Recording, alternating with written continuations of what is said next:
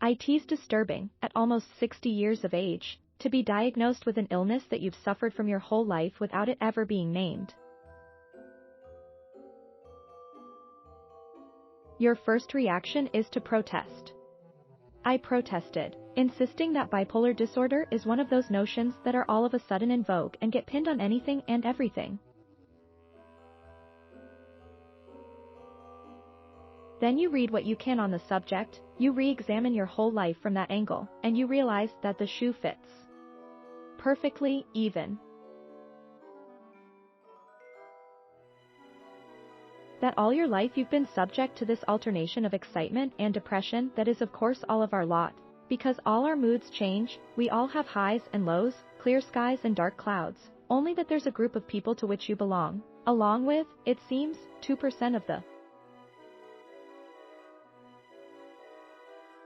However, where the description doesn't fit at first glance has to do with the so-called manic phase of what until the 90s was called manic depressive psychosis. I knew a young guy who did things like that and who, once the crisis had passed, was appalled by what he'd done. He killed himself, as it seems up to 20% of people with bipolar disorder do.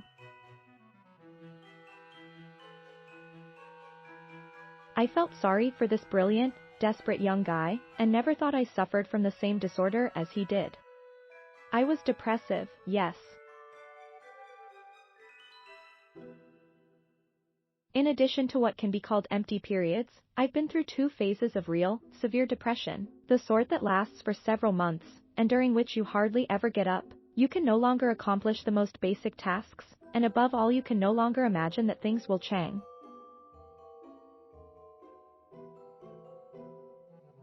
That's the hallmark of depression, you can't believe that one day you'll get better.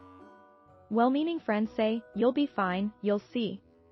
But you only look at them with dismay and even start to resent them, they're so wide of the mark.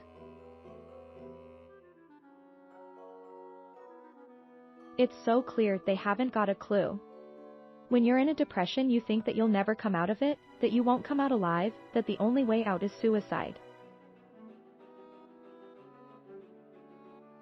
If you don't kill yourself, however, sooner or later you will come out of it. And then once you're out of it you cross over into the camp of the well-meaning friends, and can no longer imagine this state of intolerable, and seemingly endless distress.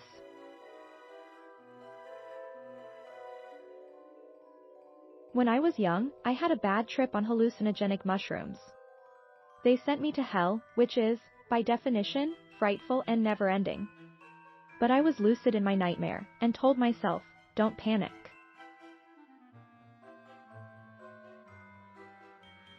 Its effect will last as long as it takes me to digest it, in 8 or 10 hours it'll be over, I just have to hold on until then.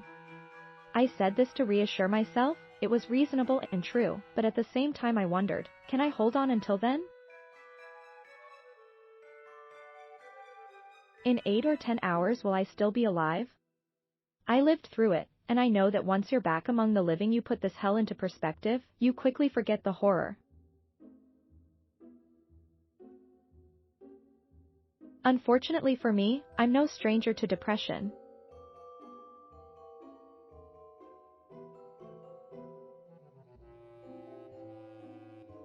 You're bipolar type 2, agitated without necessarily being euphoric, but sometimes also seductive, flirtatious, very sexual, outwardly very much alive, but inclined to make the type of decisions you regret the most, while being dead sure that they're right and that you'll never go back on them. Then after that you're dead sure of the very opposite, you realize that you've done the worst thing possible. You try to fix it and do something even worse.